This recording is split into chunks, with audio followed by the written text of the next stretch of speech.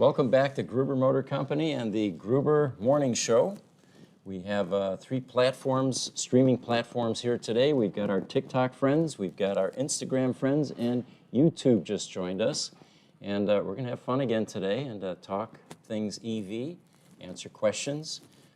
One of the first things I wanted to discuss is at supper last night, my wife says, yeah, you said this in a podcast. And I said, when do you watch our podcasts? I found out last night that she watches all of our podcasts. Really? Yeah.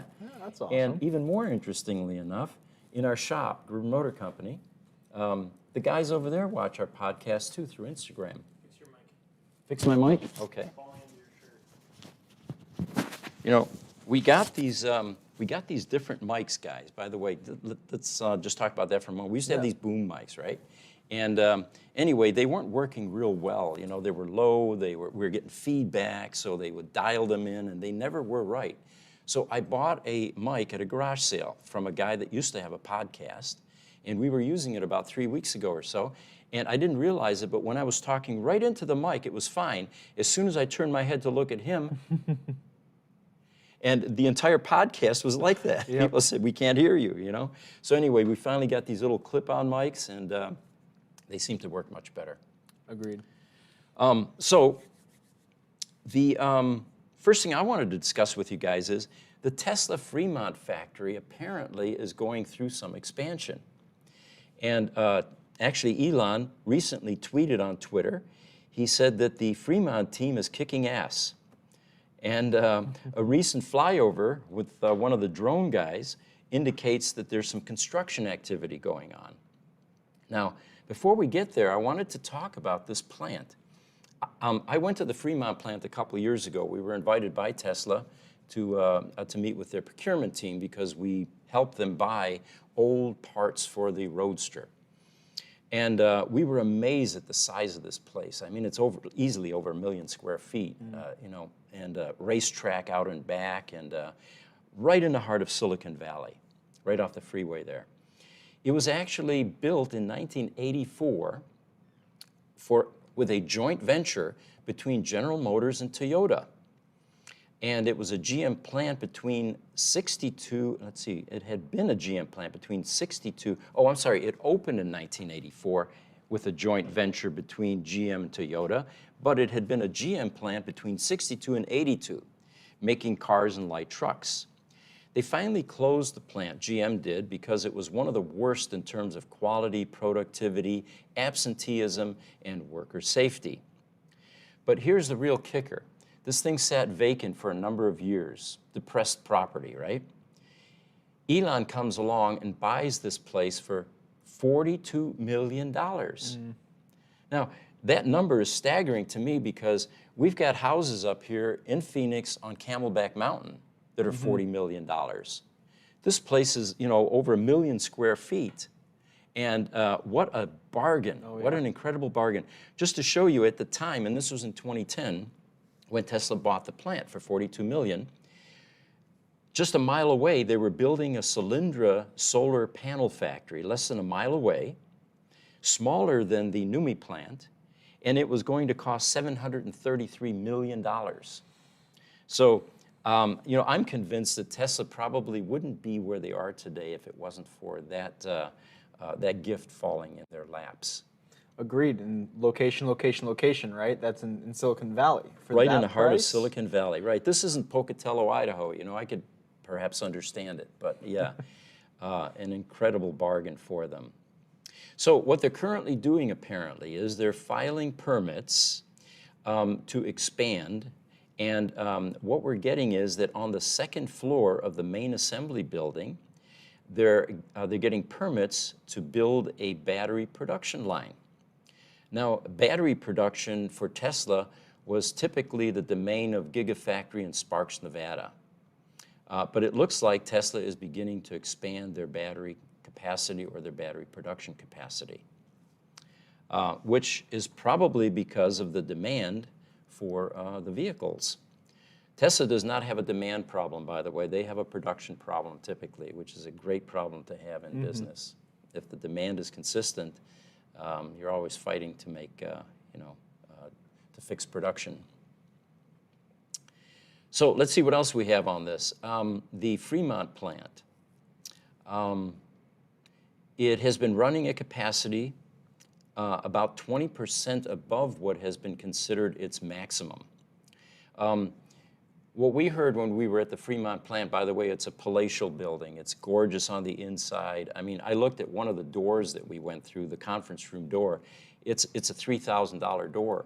It's the type of thing that we can't afford here, you know. We go to Home Depot and buy our doors, but they completely renovated the interior of this building. And one of Elon's visions always has been, if you upgrade the environment within which people work, it makes them reach and stretch beyond what they're capable of. We're talking skylights. We're talking about white paint on the walls. If you look at some of the old NUMMI pictures, you'll see that it was a pretty industrial-looking building with unpainted block walls, and it was pretty dingy and dark. Do we have any questions, by the way? No, not the right one. Okay. We did. We had a question regarding Model 3s. Model 3 batteries, if we want to field that now or Sure, later. yeah. About how long after purchase of a Model 3 do we typically see battery issues come into play? With the Model 3 batteries, first of all, we don't see the problem because we work on out-of-warranty cars. So I don't know how many are going to a service center for repair. With the Model S, the problems began to occur typically after warranties.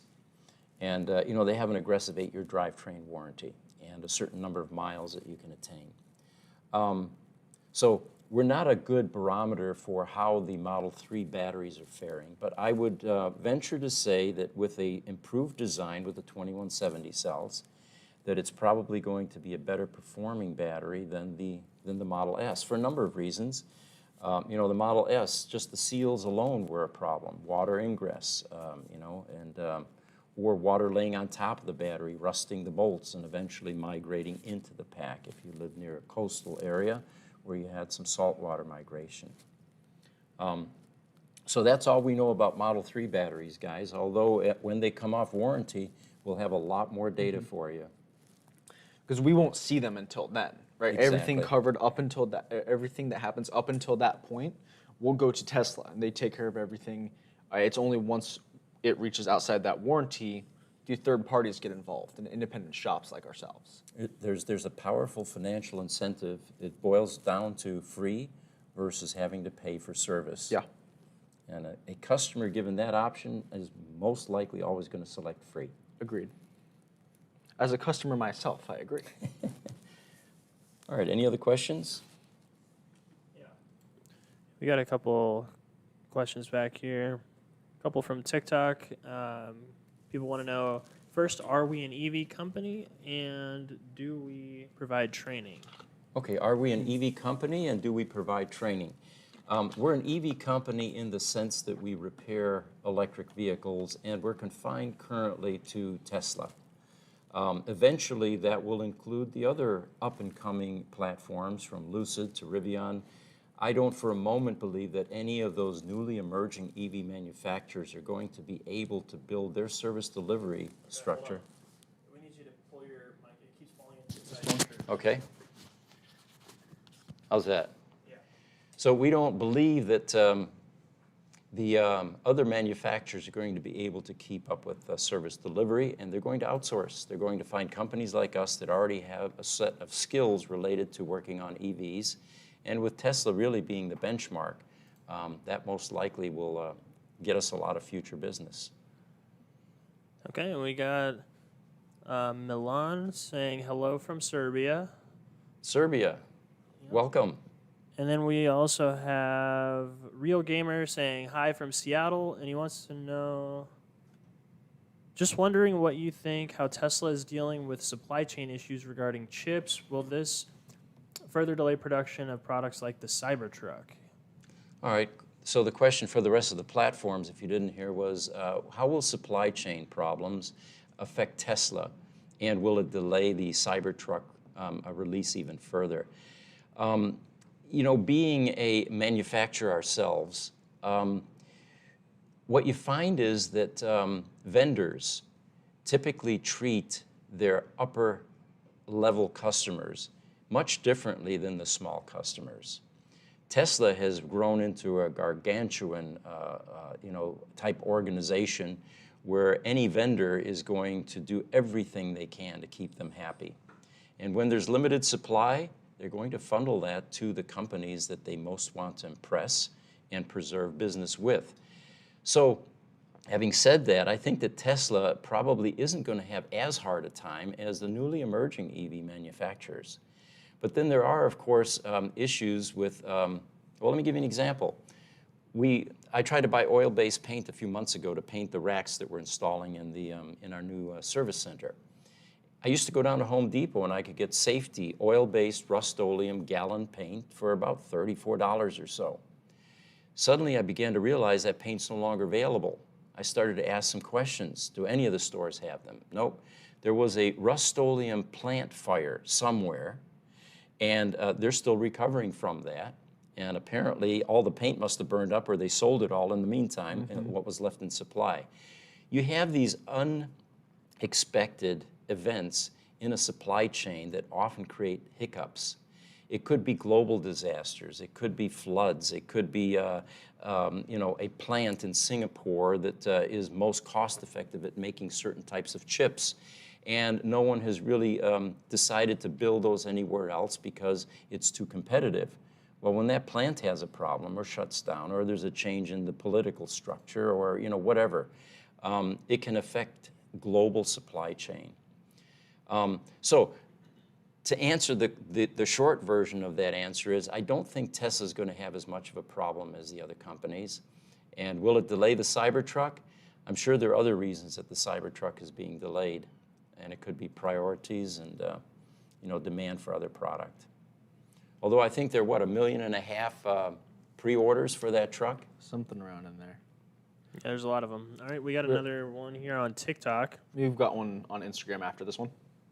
Okay, so we have Sparkle and Spurs says, hi from Utah. Where are you located? Sparkle and Spurs in Utah. Welcome. We're in Phoenix, Arizona. And it's 106 today. And I think it's going to be that for the rest of this week. We're hoping it's the last week or two of this kind of weather. Mm-hmm. All right, go ahead, Richard. Yep, so Jessica Kirsch is saying hello. Jessica, how are you?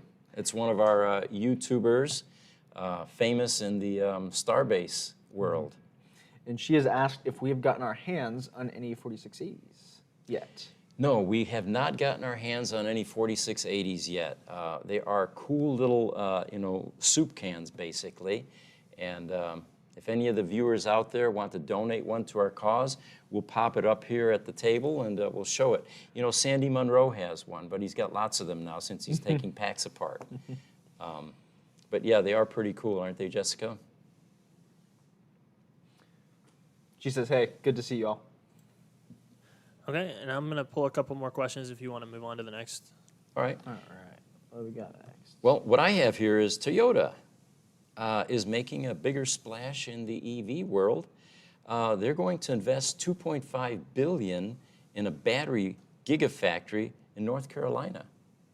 And I don't know if there's a picture of it coming up there, but there's a picture of a lot of dirt right now. Mm-hmm. And it looks like a unusually colored dirt, too. I remember that going through the southeast. They had kind of like Sedona, Yeah. You're expecting dirt to be brown, where I'm from in New York, and suddenly I'm seeing different colors. Orange. Yeah, kind of. But anyway, that's a hefty investment by Toyota. And anyway, the rest of the story is it will be a battery manufacturing facility. And it is related to their BEV, or battery electric vehicle production. And it will be used to both for hybrids and for the battery electric vehicles. It was announced in 2021. The total investment eventually will end up being $3.8 billion, creating 2,100 jobs. And then once they do BEVs there, it will be an additional 350 jobs. Again, it's kind of heartwarming in our business to see these other incumbent manufacturers that used to be focused on ICE vehicles, investing in something like this and taking us into a cleaner form of transportation. Agreed, and the fact that it's going to be here, right? For the longest time, outsourcing was such a major thing because it was just so expensive to produce here. You're talking about America. It was America. here in America, Yeah. We'd like them to come to Phoenix, by the Oh, way. yeah. We already have a large EV production effort going on here. But yeah, North Carolina, that's fine too, I guess. Absolutely. Toyota, if you're watching, come on down. We'll show you the shop. We'll convince you. Just not when it's 106 out. Just, Yeah, they'll have to come the other 9 months that Yeah. we enjoy living here. Any other questions, Jesse? Yeah, we got a couple more from TikTok. First, TikTok, okay. how many pounds of batteries does a Tesla have to operate? What happens to the dead discarded? Okay, 2 questions. How many pounds of batteries are in a Tesla, and what happens to them after they expire, I'm assuming. First of all, the Tesla Roadster, which is the first Tesla, has a battery pack that's just shy of 1,000 pounds. It's a large, square, trapezoidal-shaped box, actually, and it was made by a barbecue manufacturer in Thailand many years ago. There was a point in time when Tesla wasn't taken very seriously by vendors, and they had to take what they can get. So if you've ever seen a pack, it looks like a barbecue. It's got flat black paint all over it, but it's 1,000 pounds, and it somehow gets jammed up into that Lotus Elise body, which is the reason that they had to change so much on the car to make it a Tesla Roadster and to make it operate. Different body panels, even changing the frame. In a Tesla Model S, they changed the battery design to where it's flat. It's about 8 inches tall, and the entire floor of the car is battery. And that's about 1,200 pounds in a Tesla Model S, like an 85 kW pack. So you've got a lot of battery in there. The other thing that it does in the Model S is by giving that much weight, that low in the car, it creates a very low center of gravity, and that's why the handling on those cars is so spectacular compared to an internal combustion engine car where you've got 1,000 pounds of steel in the front of that car. Okay, and did you touch on what happens when the batteries die? Did not. What happens when the batteries die is they get recycled. And we touched on that a bit in the last program, last podcast. There are companies like Redwood Materials up in Nevada that are Colorado. Might have that wrong. Correct me, JB, if that's incorrect. JB Strobel, by the way, the CTO of Tesla for 14 years, owns that company now, and they're doing massive expansion. But these cells get recycled, so it's a fairly clean process. Okay. Yeah, I just saw a comment the other day on one of our posts on Twitter saying or on YouTube, our shorts page. You're like, that's great. Which landfill do these end up in? Yeah. Right, and there's still such a misconception of this, and I don't understand where that came from. But they don't get thrown in the landfill; they get recycled. Yeah. You know, they're probably living in the past, and there was a period of time when things like this did go into landfills. It was before we had the strict environmental controls. 40 years ago, when we started working on UPS batteries,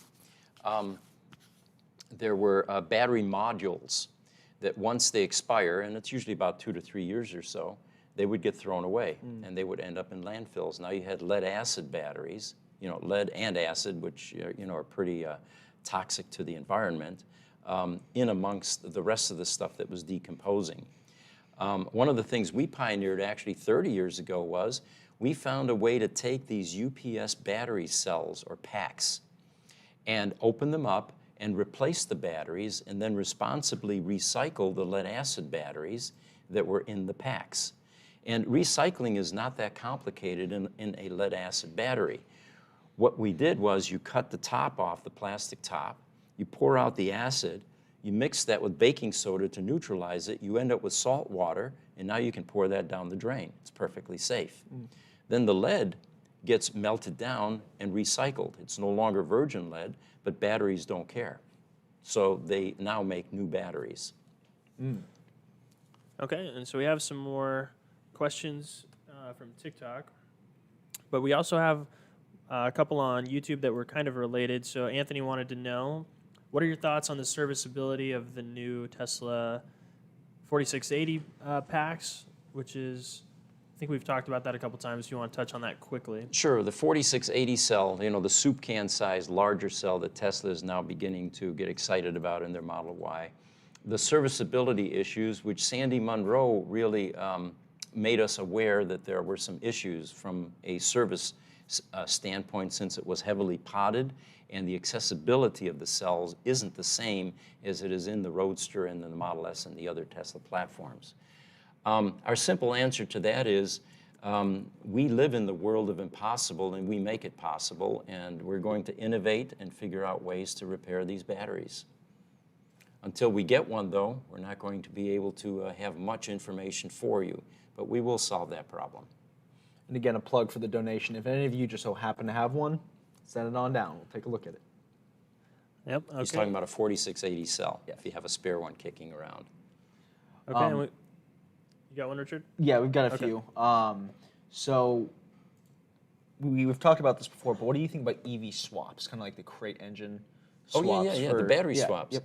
Well, again, going back to a shareholders meeting years ago when Tesla was up on, or actually Elon was up on stage, they drove a Tesla Model S out on the stage, and the goal was to demonstrate how easy a battery swap would be in a Model S. And while Elon was standing there talking or dancing, which he sometimes does, they were swapping out this battery. There was probably a legion, a team of technicians down below the floor of this stage, and within like 90 seconds, they had swapped the battery out. At that time, Tesla was excited about the battery swap option, but in the meantime, they developed a huge supercharger network, which basically replaces the need for that kind of a battery swap. And all it really did was a battery swap might have reduced the amount of time that you spend getting a new batch of fuel to take you to continue your trip. A supercharger is typically going to be 20 minutes to a half an hour. And if it's at a strip mall and you need to have some lunch, the timing is perfect. You can coincide those two activities. Now, will battery swaps be practical? There's some Chinese companies doing that, and it's more likely going to be the EV manufacturers that don't have the charging infrastructure available like Tesla does. Until Tesla opens theirs, because I know they're experimenting with that in Europe. Yeah, until Tesla opens theirs, or until private charging stations really become plentiful. There's a question along the lines. So I'm skipping a question. I see you. We're going to ask that question in a second. But what about the California ban of the new production of ICE vehicles for the future when we have blackouts often? Yeah, excellent question. In an earlier podcast, I was pretty flippant and said, you know what, in free market, improvements happen fairly quickly to meet demand. They'll solve the problem. And doing a bit more research, we're doing a video now, and we're collecting data. We're not sure that the grid, the electrical grid in the United States is going to be sufficient to handle the rapid adoption of electric vehicles. And California, by 2035, has mandated that they won't be able to manufacture or sell any more internal combustion engine vehicles, pushing everybody toward electric. They're probably going to be the state that will teach us whether this can be done or not, because like you pointed out, like our viewer pointed out, they're already suffering from power shortages. The other thing you look for is how much infrastructure improvement is there taking place with the utilities. I haven't heard of any new plants going up here locally in our area, but it'll be an interesting problem to solve, because it definitely could potentially derail this rapid mass adoption of electric vehicles. All right, we have some questions back here. Coming in on YouTube. And you had a couple up there on Instagram, Richard? Yeah, I've got one more. So do we see hydrogen vehicles or CNG vehicles coming out? All right, good question. Do we see hydrogen or CNG propane vehicles coming out? My opinion is that the battery electric vehicle has advanced so far, so rapidly, these technologies just can't compete. They can't compete from a cost standpoint. And at this point, at least, it appears that everything is heading toward battery-powered electric vehicles, with battery technology improving every year. Okay, and so I got one back here. It says, a question for you, Pete. I'm a high-voltage car mechanic, schooled in Germany, now living in New Brunswick, Canada. Would it be wise to break damaged Teslas apart and sell the parts for resale? Okay, so a question from a German high-voltage mechanic, skilled at working on EVs, it sounds like. And the question is there a market for parting out electric vehicles? Very much so. There are companies that actually specialize in that. We have vendors that supply us battery modules, for example, drivetrains. And it's identical to the age-old, internal combustion engine cars that are being parted out. There's a brisk market for used parts.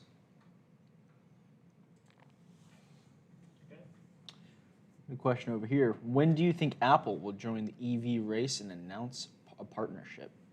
Yeah, it's a good question. I think we covered that once before. Apple is certainly qualified to develop and produce an electric vehicle. Why they haven't is a mystery to me.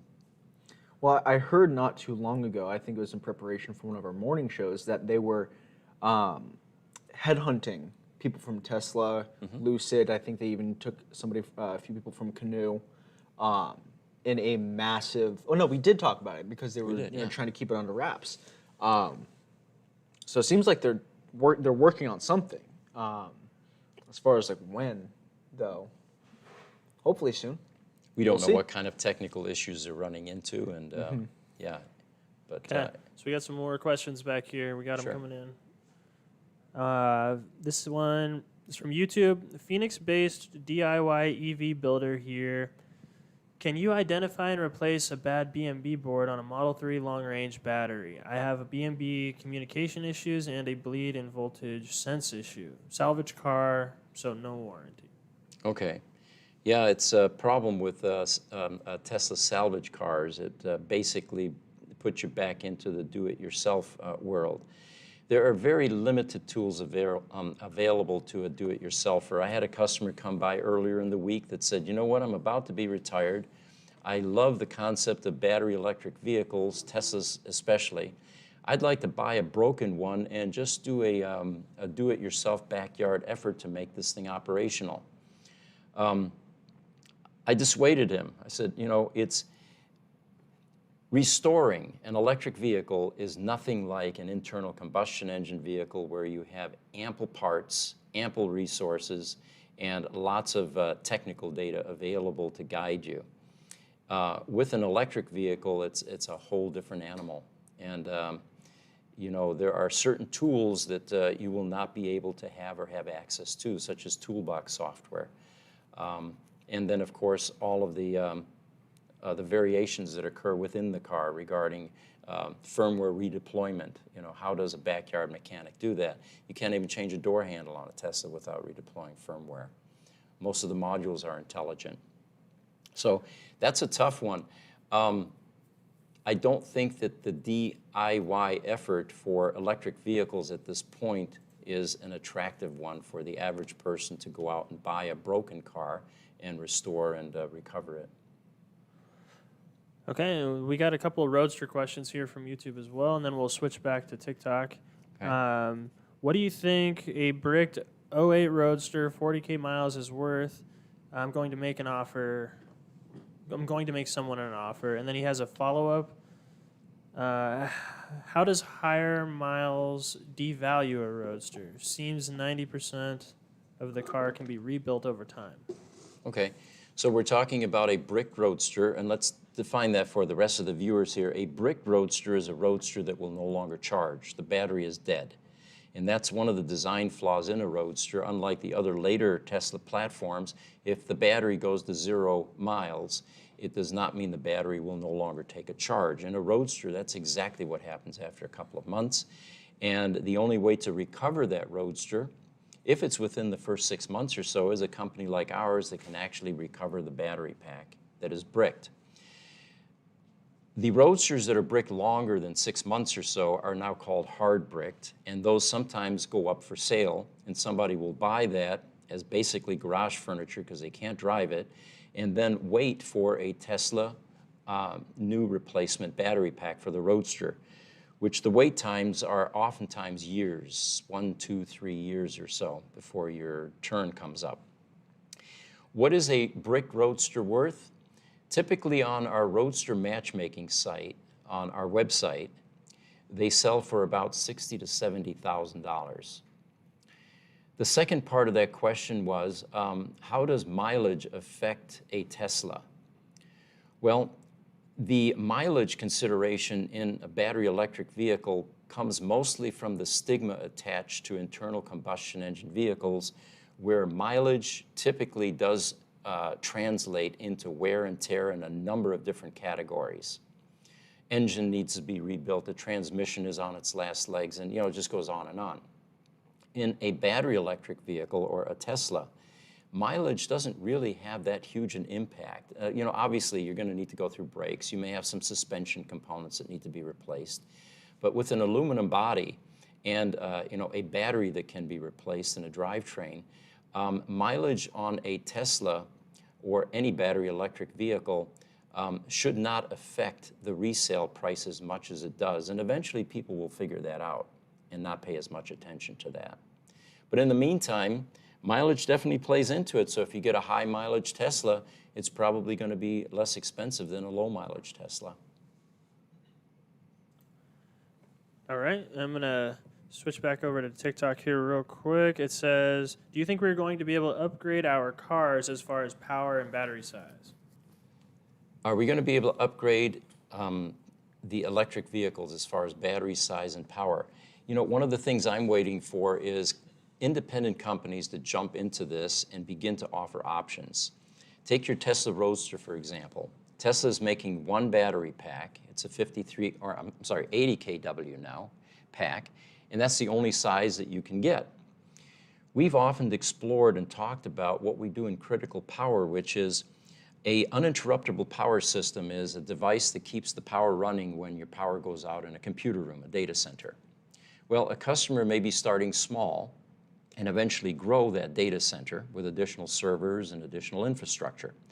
So what the UPS manufacturers have been doing is developing a scalable UPS system. So they start with a 50 kVA UPS, which is upgradable up to 250 kVA. Same thing with batteries. We're waiting for the EV manufacturers, or at least in the independent space, to start developing options like this. Take your Roadster, for example. It's not a long-distance car. I don't think I'd want to take a 1,000-mile trip in a Tesla Roadster. It's a two-seater sports car. It's cramped. There's no room for luggage. It's an about-town car, nimble, fast, and zip in and out of traffic. I don't want to carry a 1,000-pound battery pack behind me for that kind of a jaunt.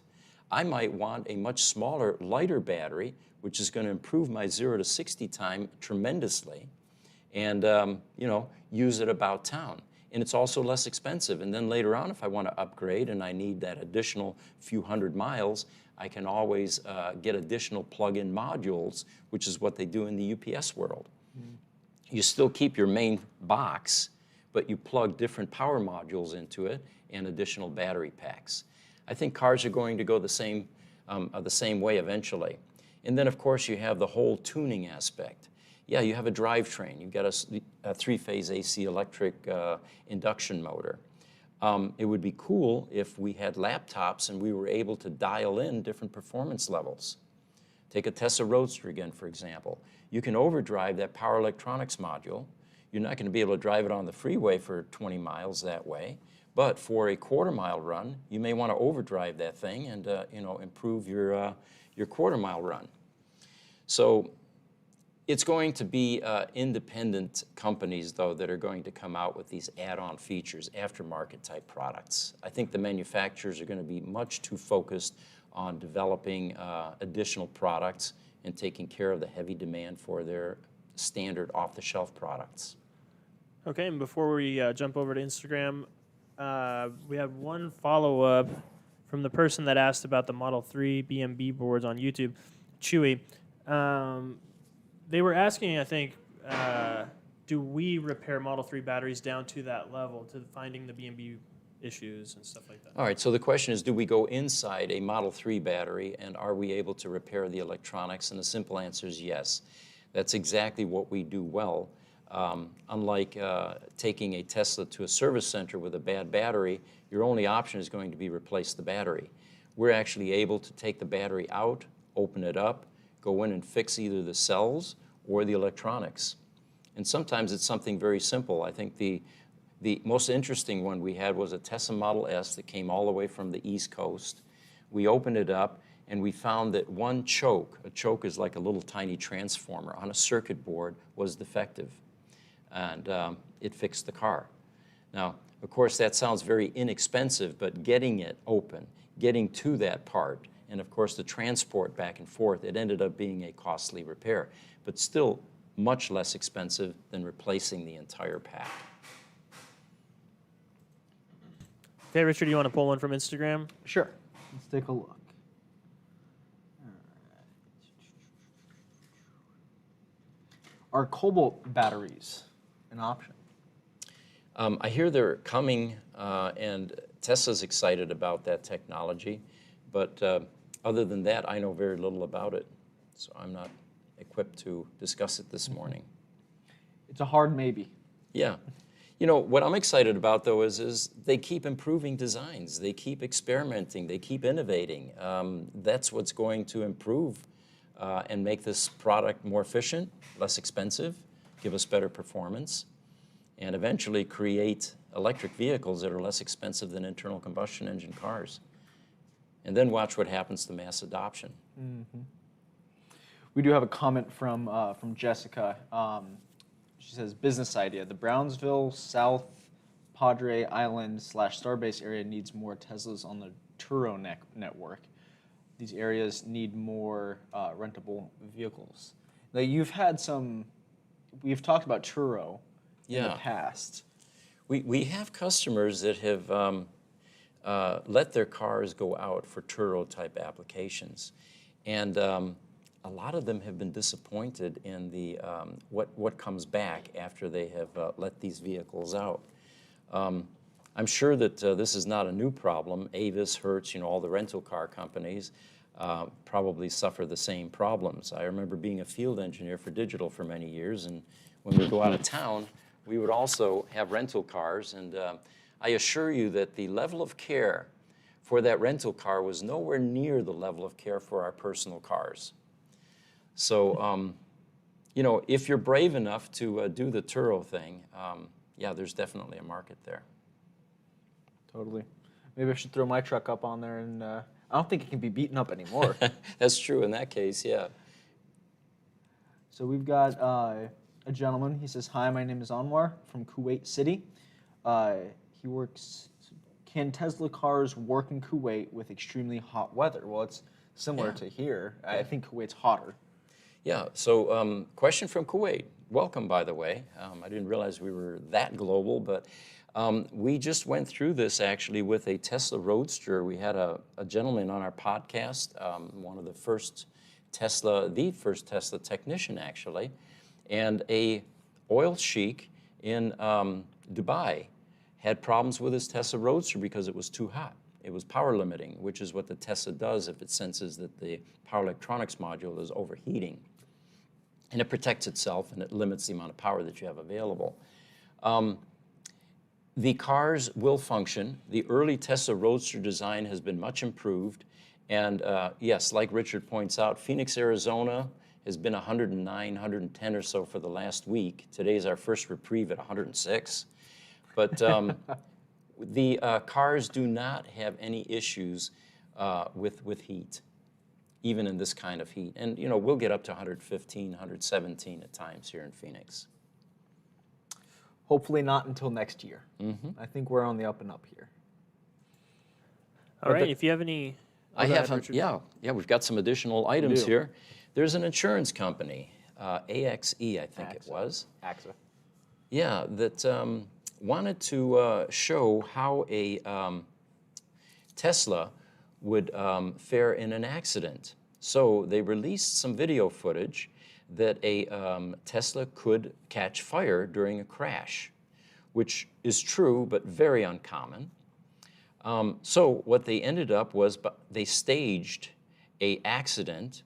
It was a Tesla that didn't have a battery in it, it turns out later. And so the car couldn't drive itself. They were actually pulling it to propel it, and then eventually hit an obstruction and flipped over on its top with its belly exposed. And then suddenly you saw flames shooting out and explosions occurring. Well, it turns out those are pyrotechnics. And the goal of this whole exercise was to stage a vehicle, a EV battery fire. Well, the problem with that, as we see it, is there's enough bad press about EVs catching fire. And proportionately speaking, ICE vehicles catch on fire far more than an EV does. So it just reinforced the fear that most people have, is that you're sitting on a tinderbox. But anyway, the insurance company, AXA, did come out and admit that this was a staged event, and they did use pyrotechnics. They did not want to risk a real battery fire at this event, which apparently had 500 spectators. So for safety reasons, they decided to use pyrotechnics and simulate what could happen to an electric vehicle. And of course, whenever you see anything like this, it immediately ignites a flurry of concern and activity. And so, but anyway, we'd like to hear from you. What do you guys think about this staged event and the impact it has? I think with this, they did it to prove a point, but the basis for their point they removed. So there's no point to this. If you want to present a show for something, I fail to understand the point of it, because we've done videos on fires happening in EVs being such a small occurrence compared to their ICE counterparts. They're much safer in regard to that. I fail to understand the purpose of it. Yeah. Altogether. And of course, it affects their credibility when later on they come out and say, well, we use pyrotechnics to really simulate this. But I'm sure that there was a noble goal at the very beginning. It's in the implementation and orchestration that there might have been some flaws. So there's a service center opening in Tigard, Oregon, which alleges to be one of the largest. And we've got a picture, if we can pop that up. I took a look at the square footage, and it's it's up there. It's probably 50 to 80,000 square feet. And I counted the number of lifts, and I was pleased to see that we actually have more lifts in our service center than they do. I counted 8 here. But who knows, maybe they'll put in more on top of the ones that they have here. Of course, lifts are a very important part of auto maintenance, because a lot of the work that you end up having to do is from underneath the car. How's our TikTok crowd doing? Yeah, we've got some more questions. We got a couple on YouTube here too. Okay. A couple people are asking that question we always get: when are we going to open more shops or franchise? Opening more shops and franchising, yes. Someday that may be in our plans, but at this point we are so busy and overwhelmed with what we're doing here. And of course, the challenges of developing additional infrastructure are monumental in this space currently, because there is no labor pool available to draw from. There are a lot of mechanics. I think there's almost 800,000 mechanics in the United States, but those don't have the skills to work on the battery electric vehicles like we do. Okay, and we are coming up on the 1 hour mark, so I got one more question from YouTube here. What is the average PEM repair cost? What is the worst case scenario? Average repair PEM cost, okay, for the Tesla Roadster. If it's a strictly repair, then it's time and materials, and that could be anywhere from a few $100s to a few thousand. What we recommend, though, is the Tesla Roadster power electronics module is full of design flaws and wear components. Just to give you an example, there are 21 large electrolytic capacitors in that PEM that are going on 14 years often. Capacitors are designed to last 8 years. They have a shelf life of 8 years. And here you have them inside a device that sees a wide range of temperature extremes. A full-blown PIM rebuild and upgrade is just under $5,000, and that includes replacement of almost 50 components and resolving a lot of engineering design problems that were not anticipated at the time the car came out. Okay, and then if you want to let everybody know and kind of do the wrap up, also for the YouTube people that can hear me, if we didn't get to your question this time, we'll be pulling those and we'll try to get to those in the next show as well. Good point, yes. For any of you that had questions that we didn't entertain, we do review the comments after these podcasts, and we'll insert those in our next podcast. Okay. Well, we have a video. Is that coming out today, Jesse? It was supposed to come out yesterday. Yeah, we can release it today. Okay. We have a video on YouTube that might be of interest to you. We've been featuring our Tesla Roadster gallery videos, which are unusual over-the-top Roadsters that have come through our shop. Eventually, we'll throw some Model S's in there, too. You know, we had VIN number 10 here, remember Model S number 10? That would be a good one to present as well. But today, we're going to talk about VIN number 99, the 99th Tesla made. And it has an interesting backstory that includes Elon Musk and part of a barter deal to get their first commercial space. So be sure to watch for that. What time are we going to release that today, Jesse? I'll have to double check. It'll probably be within the next hour or two. Within the next hour or two. Okay, perfect.